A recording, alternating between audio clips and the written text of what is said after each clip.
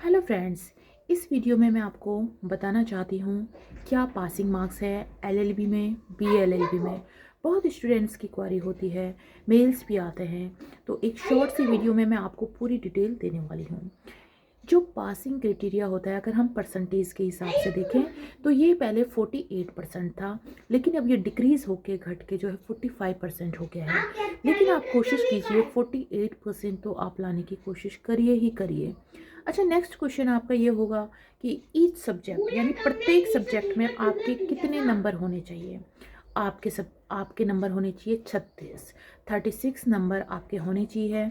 अभी मेरे ख्याल से क्राइटेरिया थोड़ा कम हो गया है, 35 मार्क्स वाला पास है, लेकिन 36 आपको लाने हैं।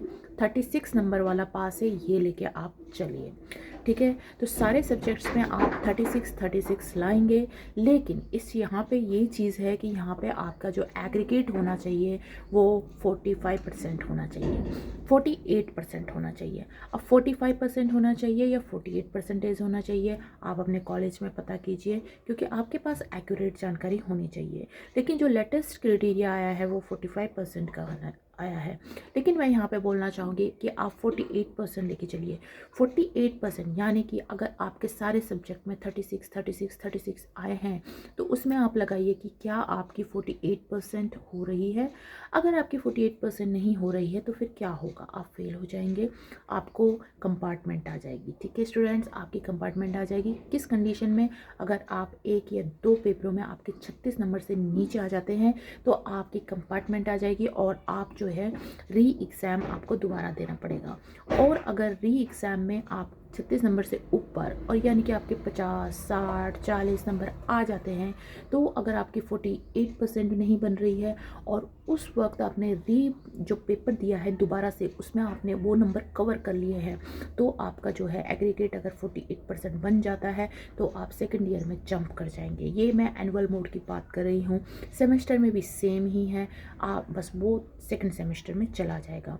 फेल कितने सब्जेक्ट में हो, अगर आपके लगातार 3 सब्जेक्ट में आप फेल हो गए हो तो आप एक्स स्टूडेंट माने जाओगे, आप फेल हो जाओगे।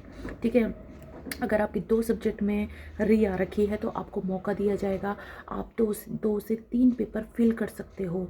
इसके बारे में अपने कॉलेज से संपर्क करें। आप 2 से 3 पेपर जो है फिल कर सकते हो, उसका फॉर्म भर सकते हो, उसकी फ़ीस भरनी होगी आपको।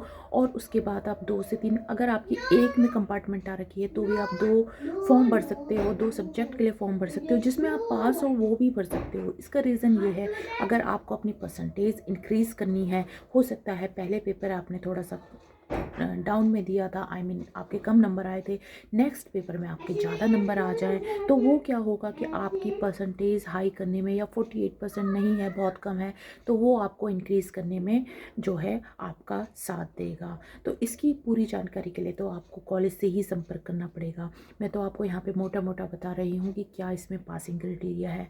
तो यहाँ पे बात ध्यान में रखने वाली बात ये है कि आपको 36 नंबर हर सब्जेक्ट में, प्रत्येक विषय में आपको 36 नंबर लाने हैं।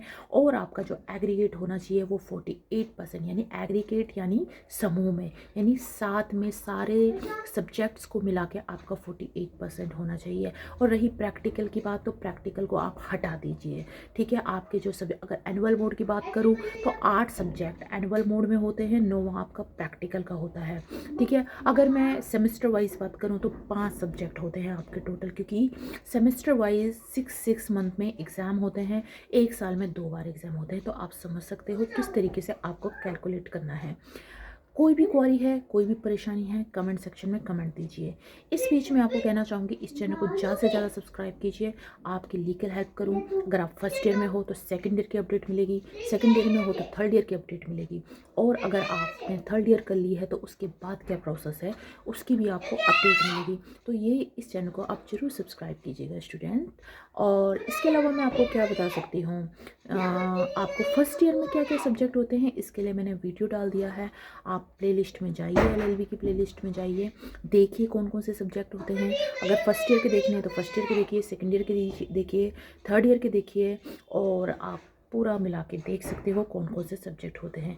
लेकिन यहाँ पे मैं ये बोलना चाहूँगी कि हर यूनिवर्सिटी का पैटर्न अलग अलग होता है।